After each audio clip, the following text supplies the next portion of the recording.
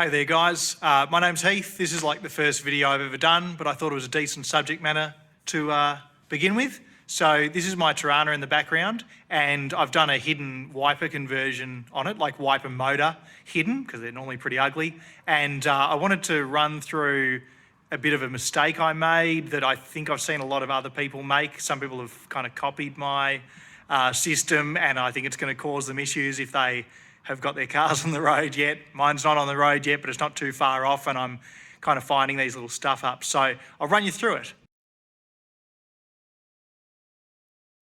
So this is the car in question, and as you'll see here, there's no wiper motor in the standard location, which is there.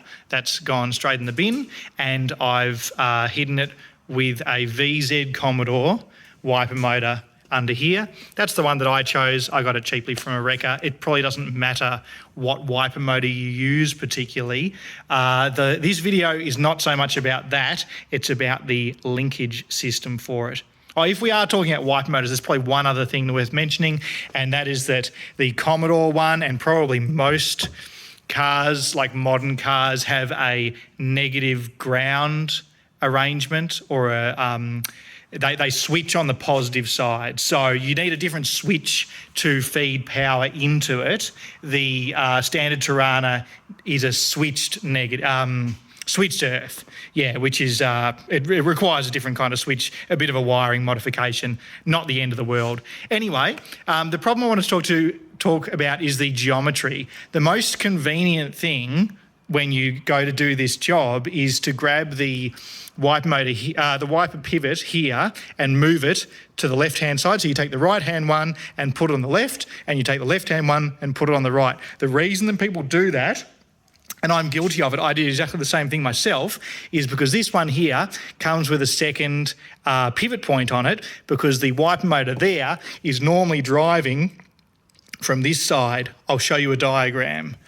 Over here, I've got the GMH official workshop manual for an LH Torana, and this is an awesome diagram. So it shows the ugly original wiper motor there, and the linkage going to the right-hand side, driving this one, which in turn drives that one. The thing that I want to talk about is these numbers here.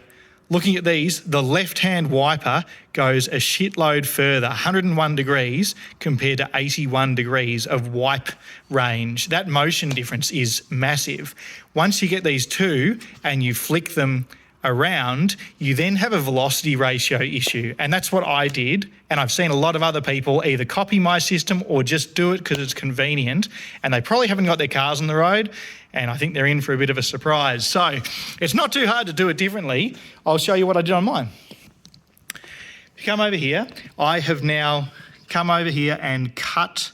So I've gotten the two posts, and I've flipped them back to the original locations, and then I've cut off the pin that normally faces down and is driven from the original wiper motor, like I said. I've cut that off, I've cleaned that up with the MIG and the grinder, and it looks fine. Ignore the holes, that's just my own kind of style of things. So I've taken that pin and I've had it over here. Now this side is only tacked up, it's not finished, so you can see it better. So this here, the pin is on the underside of this, that's part of the arm. You can't see the pin because it's on the underside, but you can see that this is connected to it. Now, this length of arm here, the pitch here between that pivot point and the pivot point of the wiper post itself is, on that side it's 65 millimetres.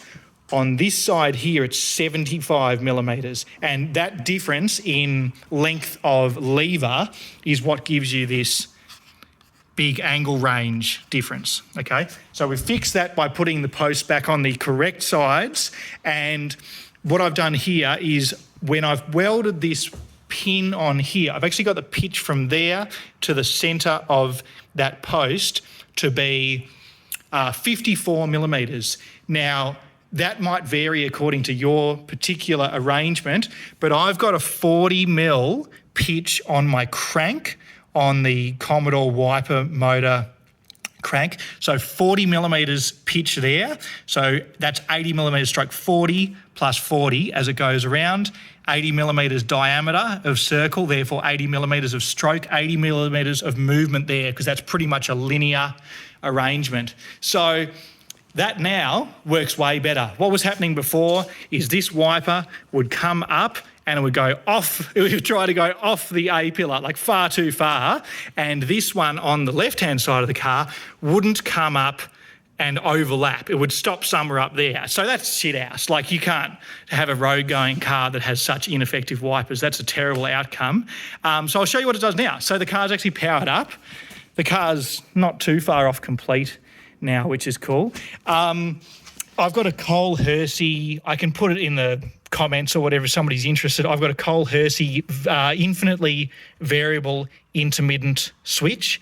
So you can go on like that, and we should be in business if we turn the ignition on. Okay, there we go. Cool. So we'll go around. So that's like on a pretty slow intermittent, so we'll see it in a sec.